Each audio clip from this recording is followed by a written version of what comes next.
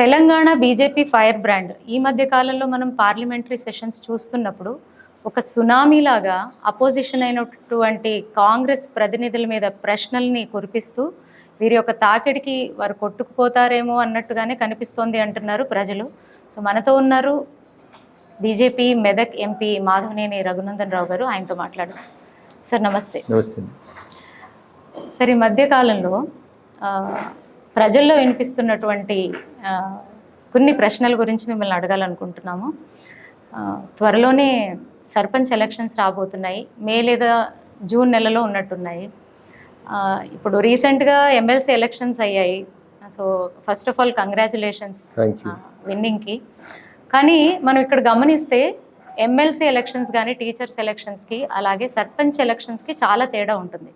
సర్పంచ్ ఎలక్షన్స్కి వస్తే స్థానిక ప్రజల ఒక ఎమోషన్స్తో ముడిపడి ఉంటుంది. అలాగే లోకల్ బాడీ ఎలక్షన్ కూడా చాలా ఛాలెంజింగ్గా కనెక్టివిటీ ఉంటుంది కాబట్టి మరి అలాగే మనం కాంగ్రెస్ విఫలాలని మనం ప్రజల్లో వింటూ ఉన్నాము.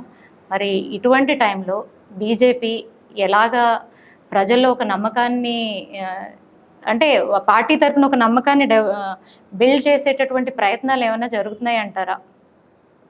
సో బేసికల్గా రాష్ట్ర ప్రభుత్వం గ్రామ పంచాయతీలకి మండలాలకి ఎన్నికలు పెడుతుందా లేదా అనేది $100 మిలియన్ ప్రశ్న. ఎందుకంటే ఇప్పటికే టెన్యూర్ పూర్తయి చాలా కాలమైంది. కేంద్ర ప్రభుత్వం నుంచి అధికారికంగా రావాల్సినటువంటి నిధులు రావట్లేదు. ఎన్నికలు పెట్టండి, ఎన్నికలు పెడితే పంచాయతీలకు నేరుగా నిధులు ఇస్తామని కేంద్ర ప్రభుత్వం చెప్పినా ఇప్పటికీ రాష్ట్ర ప్రభుత్వం భయపడుతూనే ఉంది. తన 14 నెలల పరిపాలన మీద స్థానిక సంస్థల ఎన్నికల ఫలితాలు ఒకవేళ నెగిటివ్గా వస్తే ఇబ్బంది వస్తాయనేటువంటి భయంతో సర్పంచ్ల కాలం పూర్తయింది, ఎంపీటీసీల కాలం పూర్తయింది, ఎంపీపీల కాలం పూర్తయింది, మున్సిపల్ అధ్యక్షుల కాలం కూడా పూర్తయింది. మీరు ఆశపడ్డట్టు ఒకవేళ మే జూన్లో జరగాయి అనేది కొన్ని సమస్యల్ని కాలం పరిష్కరిస్తుంది అన్నట్టు వెయిట్ అండ్ సీ అని చూడాలి. మీరే అన్నారు ఇందాక ఎమ్మెల్సీ ఎన్నికల ఫలితాలు బీజేపీకి అనుకూలంగా వచ్చినాయని. సో ప్రజలు ముఖ్యంగా చదువుకున్న వాళ్ళు, ఉపాధ్యాయులు వీళ్ళంతా కూడా అధికారంలో ఉన్నటువంటి కాంగ్రెస్ పార్టీకి వ్యతిరేకంగా ఓటేస్తూ ఉన్నారు. అంటే ఒక రకంగా నిశ్శబ్దమైనటువంటి విప్లవం కనబడతా ఉంది ప్రజలలో. ఎందుకు ఎన్నుకున్నామా ఈ కాంగ్రెస్ పార్టీని అనేటువంటి ఒక బాధ ప్రజల మధ్య లోపల కనబడతా ఉంది. అందుకని స్థానిక సంస్థలు ఎన్నికలు పెడితే ఈ అన్ని కారణాలతో పాటు పోటీ చేస్తున్నటువంటి అభ్యర్థి స్థానికంగా ఉండాలి, స్థానికంగా అతని గుణగణాలు, అతను ఇంతకుముందు ఎట్లా ఉన్నాడు, ఏం పని చేసినాడు, ఇట్లా చాలా అంశాలని దృష్టిలో పెట్టుకొని జరుగుతాయి. రెండవది సర్పంచ్ ఎన్నికలకు పార్టీ గుర్తంటూ ఉండదు. ఎవరైనా సర్పంచ్గానే పోటీ చేస్తారు. ఈయన బీజేపీ, ఈయన టీఆర్ఎస్ అని ఆయనకున్న పార్టీ అనుబంధం చెప్పుకుంటారు తప్పితే గుర్తులు మాత్రం పార్టీ గుర్తులు ఉండవు. కాబట్టి బీజేపీ, కాంగ్రెస్, టీఆర్ఎస్ ఇట్లా పోటీ చేయడానికి అవకాశం ఉండదు. సర్పంచులంతా కూడా పార్టీ రహితంగానే పోటీ చేస్తారు. కాబట్టి గెలిచిన వాళ్ళంతా మా వాళ్ళే అని చెప్పి అధికారంలో ఉన్నటువంటి ప్రభుత్వం కాంగ్రెస్ ప్రభుత్వం చెప్పుకుంటారు. ప్రజలు టీఆర్ఎస్కి ఒకసారి అవకాశం ఇచ్చారు. అక్కడ టీఆర్ఎస్ ప్రభుత్వం ఫెయిల్ అయింది. సరే, ఒక 6 గ్యారంటీలతో వచ్చినటువంటి కాంగ్రెస్ ప్రభుత్వం మీద నమ్మకంతో ఓటేశారు. 15 నెలలు అవుతోంది. ప్రజలు గమనిస్తూ ఉన్నారు, ఎక్కడ ఒక మంచి వాతావరణం అయితే కనిపించట్లేదు. మరి బీజేపీని ప్రజలు ఎలాగ నమ్మాలంటారు? అంటే 2 పార్టీలు ప్రజల్లో ఒక నమ్మకం అనే ఒక పరిస్థితిని తీసేసాయి కాబట్టి ఇక్కడ మరి బీజేపీ ఏం చెప్తుంది? సో నరేంద్ర మోడీ గారి నాయకత్వంలో కాశ్మీర్ నుంచి కన్యాకుమారి దాకా సుమారు 21 రాష్ట్రాల్లో ప్రస్తుతం భారతీయ జనతా పార్టీ దాని మిత్రపక్షాలతో కలిసి అధికారంలో ఉంది. ఆయా రాష్ట్రాల్లో జరుగుతున్నటువంటి అభివృద్ధి కార్యక్రమాలు, నరేంద్ర మోడీ గారి నాయకత్వంలో భారతదేశానికి వస్తున్నటువంటి విశ్వగురు లాంటి పేరు, ఇవన్నింటినీ దృష్టిలో పెట్టుకొని భారతీయ జనతా పార్టీ అయితే ఖచ్చితంగా అంత్యోదయ లక్ష్యంగా, పేదోడి లక్ష్యంగా పనిచేస్తున్నటువంటి విశ్వాసాన్ని ప్రజలలో కల్పిస్తున్నాం. కాబట్టి ఇలా గ్రాడ్యుయేట్స్ కానీ టీచర్లు కానీ మా వైపు ఆలోచిస్తూ ఉన్నారు. రేపు ఎప్పుడు ఎన్నికలు వచ్చినా ప్రజలు మా వైపు ఆలోచిస్తారనేటువంటి విశ్వాసం మాకు. ఓకే, ఇప్పుడు 15 నెలల పరిపాలన కదా మన కాంగ్రెస్ పార్టీది. ఈ 15 నెలల పరిపాలనకి అంటే మీరు ఎన్ని మార్కులు వేస్తారు? సో కాంగ్రెస్ ఫెయిల్ అయిందని చెప్తాను నేను. మార్కులు ఎన్ని అని చెప్పాను. కాంగ్రెస్ పార్టీ ఏ మార్పును కోరైతే ప్రజలు ఓట్లేసిండ్రో, ఏ మార్పును కోరైతే కొత్త పథకాలు అమలు చేస్తారని కాంగ్రెస్ పార్టీని ఆశపడి నమ్మి ఓట్లేసిండ్రో, ఆ ఆశలన్నీ నెరవేర్చడం లోపల కాంగ్రెస్ పార్టీ పూర్తిగా విఫలమైంది అని అయితే ఒక లైన్లో చెప్పవచ్చు. సో మార్కులు అంటే ఫెయిల్ ఈజ్ ఫెయిల్, అంతే. ఫెయిల్ అయింది కాంగ్రెస్ పార్టీ. ప్రజల ఆశలకి అంచనాలకు అనుకూలంగా పనిచేయలేకపోతా ఉంది. మరి వారి ఫెయిల్యూర్స్ని తీసుకొని మీరు ప్రజల్లో ఎక్కువగా కనిపిస్తున్నట్టుగా బీజేపీ పార్టీ తరపు నుంచి నాయకులు కనిపించట్లేదు ఏంటి అనేటటువంటి ఒక వాతావరణం కూడా ప్రజల్లో కనిపిస్తుంది. సో ప్రతిరోజు ఉద్యమాలు, గొడవలు కాదు, సమస్యలు ఉన్న కాడ ఖచ్చితంగా భారతీయ జనతా పార్టీ నిలబడుతుంది. ఉదాహరణకు మూసీ పునరుద్ధరణ చేస్తామన్నారు. మూసీ పునరుద్ధరణ మేము వ్యతిరేకించట్లేదు, కానీ మూసీలో సంవత్సరాల కొద్దీ దశాబ్దాల కొద్ది అక్కడ ఇల్లు కట్టుకొని నివసిస్తున్నట్టు పేదోడికి ఇల్లు ఇవ్వకుండా మాట్లాడితే సబర్మతి లెక్క శుద్ధి చేస్తాం, గాంధీనగర్లో చేసిరు, గుజరాత్లో చేసిరు అని మాట్లాడతారు. గుజరాత్లో చేసినప్పుడు, సబర్మతి చేసినప్పుడు అక్కడ ఉన్న పేద ప్రజలకు ముందు ఇల్లు కట్టించి వాళ్ళు అక్కడి నుంచి తీసుకుపోయి ఆ పేద ప్రజలను ఇళ్లలో ఉంచినాక సబర్మతి రిపేర్ స్టార్ట్ చేసినారు. వీళ్ళు మూసి కడతాం ఢిల్లీ పైసలు ఇస్తలేదంటారు. కానీ ఆ మూసీలో రేకులు వేసుకొని దశాబ్దాల కొద్ది ఉండి అక్కడే పిల్లల్ని, కానీ ఆ పిల్లలు కూడా పెద్దోళ్ళు అయితే 2-3 తరాలు అక్కడే ఉంటున్నప్పుడు వాళ్ళకి ఉపాధి కల్పించకపోవడాన్ని మేము వ్యతిరేకిస్తూ ఉన్నాం. సందర్భం వచ్చినప్పుడు తప్పకుండా ప్రజల పక్షాన్ని నిలబడేది భారతీయ జనతా పార్టీ, కొట్లాడేది కూడా భారతీయ జనతా పార్టీ. అందుకనే చదువుకున్నటువంటి మేధావులంతా మా వైపే ఓట్లేస్తూ ఉన్నారు. ఓకే. తీన్మార్ మల్లన్నని బీజేపీ పార్టీ బాగా వెనకేసుకొస్తోంది అన్నట్టుగా వినిపిస్తోంది. అంటే మీరు బీజేపీలోకి ఆయన్ని ఆహ్వానిస్తున్నట్టుగా భావించవచ్చా? సో అది కాంగ్రెస్ పార్టీ అంతర్గత వ్యవహారం. ఆయనను ఎందుకు సస్పెండ్ చేసినారు, ఎందుకు ఇది చేసినారు అనేది మనకు సంబంధం లేని విషయం. వారు జాయిన్ అయితే అంటే అప్పుడు తప్పకుండా ఆలోచిస్తాం. ఇప్పుడైతే అట్లాంటి ప్రతిపాదనలు ఏమన్నట్టు నాకు తెలియదు. సీఎంని మార్చడానికి మీనాక్షి నటరాజన్ గారు తెలంగాణకి వచ్చారు అన్నట్టుగా బీజేపీ పార్టీ ప్రతినిధులు, తెలంగాణ బీజేపీ పార్టీ ప్రతినిధులు ప్రచారం చేస్తున్నారు. దీనికి ఏమంటారు? నేను వినలేదు అట్లాంటి మాటలు. అయితే మా వాళ్ళు ఎవరు మాట్లాడినట్టు నేను వినలేదు. ముఖ్యమంత్రిని ఉంచుతారా మారుస్తారా అనేది కాంగ్రెస్ పార్టీ ఎమ్మెల్యేల అంతర్గత వ్యవహారం. మారితే అప్పుడు ఆలోచిద్దాం. కవితకు బెయిల్ రావడానికి బీజేపీ పార్టీ చల్లబడడమే కారణం అని అంటున్నారు. దీన్ని ఎలాగా మీరు వ్యక్తపరుస్తారు? సో నాకు తెలిసినంత మటుకైతే ఇట్లాంటివన్నీ తప్పుడు ఊహాగానాలు, తప్పుడు ప్రచారాలు. బెయిల్ అనేది కోర్టు ఇచ్చేటువంటి అంశం. దానికి భారతీయ జనతా పార్టీకి ఏం సంబంధం ఉండదు. కవిత మా పార్టీ నాయకురాలు కాదు, ఆమెకి భారతీయ జనతా పార్టీతో సంబంధం లేదు. ఆమెకి బెయిల్ వస్తే మేము చల్లబడ్డాం అనే ఆర్గ్యుమెంట్ ఏదైతుందో లాజికల్గా అది తప్పు. అట్లాంటి ఆర్గ్యుమెంట్ చేస్తున్న వాళ్ళకి మేము చెప్పేది ఒకటే మాట, వాళ్ళ పార్టీ వేరు, మా పార్టీ వేరు. చట్టం తన పని తాను చేసుకుంటూ పోతూనే ఉంటుంది, మా పని మేము చేసుకుంటూ పోతూనే ఉంటాం. మూసీ నది ప్రక్షాళనని బీఆర్ఎస్ పార్టీ వాళ్ళు వ్యతిరేకిస్తున్నారు. మరి దీని వైపు మీ స్టాండ్ ఏంటి? మూసీ నది ప్రక్షాళనని బీఆర్ఎస్ పార్టీ వ్యతిరేకిస్తుందని నేను అనుకుంటలేను. బీఆర్ఎస్ పార్టీ అధికారంలో ఉన్నప్పుడే అక్కడ ఇల్లు ఖాళీ చేయమని అందరికీ నోటీసులు ఇచ్చింది. కాబట్టి మూసీ ప్రక్షాళన వాళ్ళు వ్యతిరేకిస్తారని నేను అనుకుంటలేను. అధికారంలో ఉంటే ఖాళీ చేయించాలని, ప్రతిపక్షంలో ఉంటే నిలబడాలనేటువంటి తప్పుడు వైఖరి, ద్వంద్వ వైఖరిని ఏమన్నా టీఆర్ఎస్ పార్టీ అవలంబిస్తుందేమో నాకు తెలియదు. మూసీ సుందరీకరణకి భారతీయ జనతా పార్టీ వ్యతిరేకం కాదు, మళ్ళీ చెప్తా ఉన్నాం మేము. కానీ ముందు అక్కడ ఉన్నటువంటి పేద ప్రజల సమస్యలను అడ్రస్ చేసిన తర్వాత మీరు మూసీని శుద్ధి చేయండి, మూసీలో గంగా జలాన్ని తెచ్చిపోయండి, మాకేం అభ్యంతరం లేదు. కానీ పేద ప్రజల్ని అర్ధరాత్రి పూట వచ్చేసి ఇల్లు కొడతాం, రేకులు తీసేస్తాం, గుడిసెలు తీసేస్తాం అంటే ఖచ్చితంగా వాళ్ళ పక్షాన భారతీయ జనతా పార్టీ నిలబడుతుంది. ఉన్నట్టుండి హైడ్రా ఒక చర్యల్లో మార్పు రావడానికి కారణాలు ఏంటంటారు? కోట అక్షింతలని అనుకుంటారు.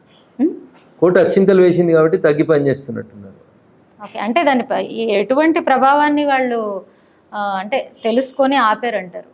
కోర్టు నుంచి వచ్చినటువంటి గైడ్లైన్స్ ప్రకారం కోర్టు చాలా విషయాల లోపల వాళ్ళకి మొట్టికాయలు వేస్తున్నట్టు కనబడుతుంది. శని ఆదివారాలు కూల్చివేతలు ఉండొద్దని, పగటిపూటనే కూల్చివేతలు ఉండాలని, ఇట్లా రకరకాలైనటువంటి నిబంధనల్ని కోర్టు తీసుకొచ్చింది కాబట్టి కొంచెం తగ్గినారేమో, అంతే తప్ప హైడ్రా తన పని తాను చేసుకుపోవాలనే కోరుకుంటున్నారు. కాంగ్రెస్ పార్టీని ప్రశ్నించిన ప్రతిసారి కూడా బీజేపీ పార్టీ నేతలు సమాధానాలు ఇస్తున్నారు. అంటే బీజేపీ పార్టీ కాంగ్రెస్ పార్టీకి తోక పార్టీగా మారింది అని వినిపిస్తుంది. దీనికి మీ సమాధానం ఏంటి? సో రాజకీయాల మీద అవగాహన లేనటువంటి మూర్ఖులు, రాజకీయాలలో ఏబిసిడీలు తెలియనటువంటి పనికి మాలినటువంటి వ్యక్తులు చేసేటువంటి కామెంట్. ఎందుకంటే దేశంలో కాంగ్రెస్కి ప్రత్యామ్నాయంగా కాంగ్రెస్ పరిపాలనను వ్యతిరేకిస్తూ పుట్టినటువంటి పార్టీ భారతీయ జనతా పార్టీ. ఈ దేశంలో పేద ప్రజల్ని అభివృద్ధి చేయడం లక్ష్యంగా పుట్టినటువంటి పార్టీ భారతీయ జనతా పార్టీ లక్ష్యం. కాబట్టి భారతీయ జనతా పార్టీ కాంగ్రెస్కు తోక పట్టిందని ఎవడన్నా తెలియతక్కువ మాట్లాడితే వాడికి రాజకీయాల మీద అవగాహన లేదని అనుకోవాలి. ఇన్నేళ్ల నుంచి మీరు ఒక రాజకీయ నాయకుడిగా మీ పయనాన్ని తీసుకుని వస్తున్నారు. ఇప్పుడు ప్రజెంట్ ఎంపీ మీరు. సో ఇంతకుముందు 2 పార్టీలు విఫలమయ్యాయి తెలంగాణ అభివృద్ధిలో, ఒకటి టీఆర్ఎస్, ఒకటి కాంగ్రెస్. దీన్ని ఎలా చూడాలి? ఎందుకు 2 విఫలమయ్యాయి అంటారు? అంటే 2 ప్రభుత్వాలలో కూడా స్వార్థ చింతన పెరిగిపోయింది. అవినీతి, కుటుంబ పాలన, నేను బాగుంటే చూడాలనేటువంటి ఒక ఆలోచన వల్లనే అట్లా జరుగుతూ ఉంది.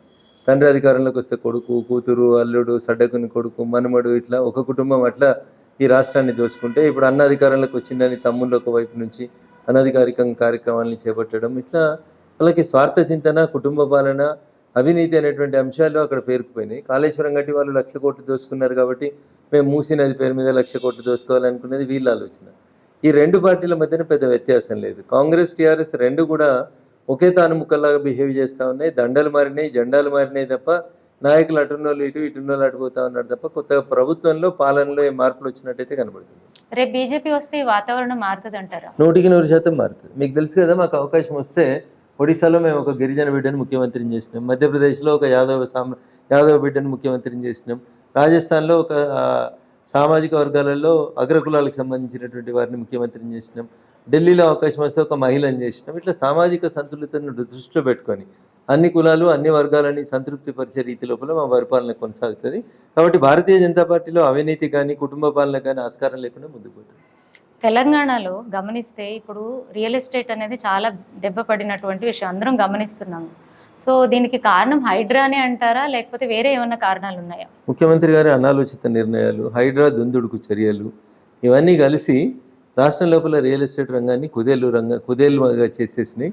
రియల్ ఎస్టేట్ రంగం పూర్తిగా దెబ్బతిందని నేను చెప్పలేను, బట్ అమ్మకాలు కొనకాలు తగ్గిపోయి ప్రజల లోపల ఒక రకమైనటువంటి ఆందోళన అయితే వ్యక్తమవుతా ఉంది. దీన్ని గాడిన పెట్టాల్సినటువంటి బాధ్యత అధికారంలోకి వచ్చినటువంటి కాంగ్రెస్ పార్టీ మీద ఉంది.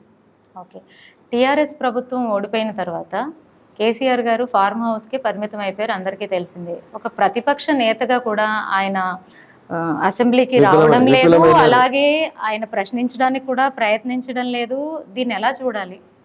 సో ఇప్పుడు ఆయనకి అంటే ఒక మంచి నాయకుడిగా పేరుంది, ఆయన ఎటువంటి మెసేజ్ ఇస్తున్నారు అన్నట్టుగా మనం గమనించుకోవాలి. ఇక్కడ ప్రజా సమస్యల పరిష్కారం పట్ల కేసీఆర్ గారికి చిత్తశుద్ధి లేదు.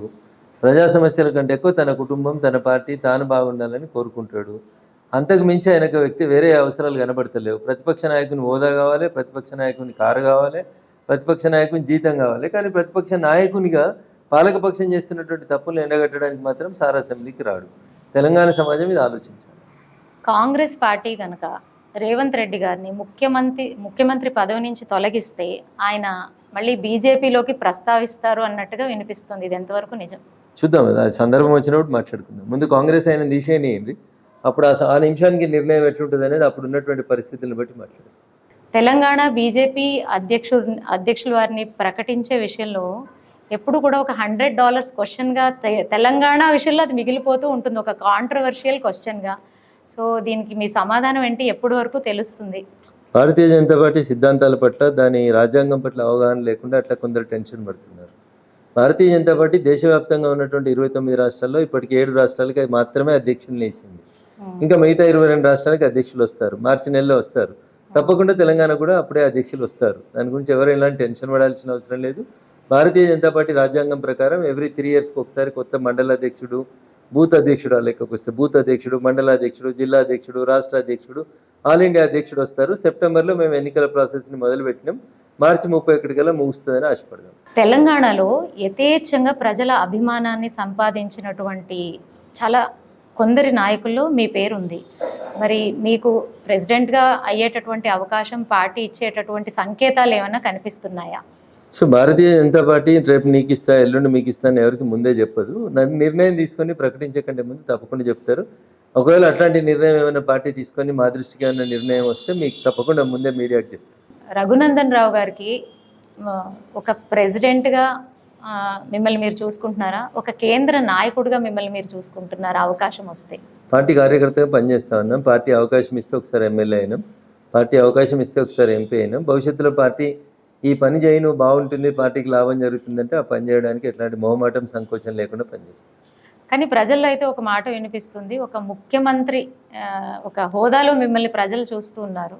అది పార్టీ అధిష్టానం తీసుకునే నిర్ణయాన్ని బట్టి ఉంటుంది. తొందరపడి మాట్లాడడం కానీ తొందరపడి ఆలోచించడం కానీ అవసరం లేదు. ప్రస్తుతం నన్ను మెదక్ పార్లమెంట్ సభ్యుడిగా ప్రజలు గెలిపించారు. గెలిచినటువంటి స్థానానికి ముందు న్యాయం చేయాలి, మెదక్ నియోజకవర్గాన్ని అభివృద్ధి చేయాలి. ఆ తర్వాత పార్టీ భవిష్యత్తులో ఏ అవకాశం ఇస్తే అవకాశానికి అనుకూలంగా కార్యకర్తగా పనిచేస్తాం. సరే, పార్టీ డిసిషన్ని పక్కన పెడితే ఒక కొన్ని సెకండ్ల కోసం మా ఇంటర్వ్యూ కోసమే అనుకోండి, మిమ్మల్ని మీరు తెలంగాణ ముఖ్యమంత్రిగా ఏదైనా ఒక అవకాశం అనేది మీ చేతిలో ఉంది అనుకోండి, మీరు తీసుకొచ్చేటటువంటి 3 ముఖ్యమైన మార్పులు తెలంగాణలో ఏంటి? ఊహాజనితమైనటువంటి ప్రశ్నలకు సమాధానం ఇవ్వడం వల్ల ఫలితం రాదు స్వాతి. అందుకని కొద్దిగా ఓపిక ఉండండి. పార్టీ నిర్ణయాలు, పార్టీ ఆలోచనలు, పార్టీ అవసరాలు వీటన్నింటిని దృష్టిలో పెట్టుకొని ముందుకు సాగుతూ ఉంటాం. ఈ రోజు ఉన్న బాధ్యతని ఈ రోజు 100% నెరవేర్చేటువంటి ప్రయత్నం చేస్తా ఉన్నాం. ఈ బాధ్యతలో సఫలీకృతం కావాలని కోరుకోండి. కాలం కొన్ని సమస్యల్ని పరిష్కరిస్తుంది. కాలం చెప్పినప్పుడు, పార్టీ చెప్పినప్పుడు అదే రకంగా పనిచేద్దాం. ఈ ప్రశ్న వేయడానికి కూడా కారణం ఉందండి. ఎందుకంటే మీరు తెలంగాణ ఉద్యమంలో పోరాడినటువంటి ముఖ్యుల్లో మీరు కూడా ఒకరే. సో అన్ని రకాల ఇబ్బందులు కూడా చూశారు కాబట్టి ఆ ముఖ్యమైనటువంటి ఒక రెండు సమస్యల మీద మీ మనసులో ఉండుంటుంది కదా, దీని మీద నేను పోరాడాలి, ఒక మార్పుని తీసుకురావాలి అని, అలాంటివి రాజకీయాల్లో మార్పు తీసుకురావడం కోసమే రాజకీయాల్లోకి వచ్చిన వాళ్ళం. తెలంగాణ ప్రజల్లో వచ్చినటువంటి, తెలంగాణ ప్రజలకు జరుగుతున్నటువంటి నష్టాన్ని దృష్టిలో పెట్టుకునే రాజకీయాల్లోకి వచ్చినాం. సో భవిష్యత్తులో ఏం చేస్తాం, పార్టీ అధికారంలోకి వచ్చినప్పుడు ఏం చేస్తాం అనేది తప్పకుండా తెలంగాణ ప్రజల ముందు, సమాజం ముందు ఆ ఎజెండా నుంచినాకనే మిగతా కార్యక్రమం నడిపిస్తాం. ఒక రాజకీయంగా మార్పులు అంటే ఎటువంటి ఇబ్బందుల్ని, అంటే విఫలాల్ని మీరు చూశారు. చదువుకున్న వాళ్ళు, సచ్చీలూరు, అవినీతికి ఆస్కారం లేకుండా, కుటుంబ పాలనకు ఆస్కారం లేకుండా, ప్రజాస్వామ్యం మీద గౌరవం ఉన్న వాళ్ళు రావాలి రాజకీయాల్లోకి అని కోరుకుంటాను. నాకు ఎలాంటి వారసత్వం లేకుండా ప్రజలు నన్ను ఆదరించారు కాబట్టి కొత్త తరహా రాజకీయాలను ఎంకరేజ్ చేయాలి, చదువుకున్న వాళ్ళు రావాలి, కొత్త యంగ్ జనరేషన్ రావాలనేది నా కోరిక. అట్లే 33% రిజర్వేషన్ని కూడా దాదాపు 7 దశాబ్దాల తర్వాత నరేంద్ర మోడీ గారి నాయకత్వంలో భారతీయ జనతా పార్టీ కేంద్ర ప్రభుత్వం తీసుకొచ్చింది కాబట్టి రాజకీయాల్లో మహిళల పాత్ర పెరగాలని కోరుకుంటాను. మహిళల పాత్ర అంటే ఎవరి ఇంట్లో వాళ్ళు తెచ్చి పెట్టుకోవడం కాకుండా ఖచ్చితంగా స్వతంత్రంగా తమ కాళ్ళ మీద వాళ్ళు నిలబడి రాజకీయం చేసే రీతి లోపల మాతృమూర్తులు, మహిళా సోదరిమణులు ఎదగాలని మనస్ఫూర్తి కోరుకుంటాను. Thank you sir. Thank you very much.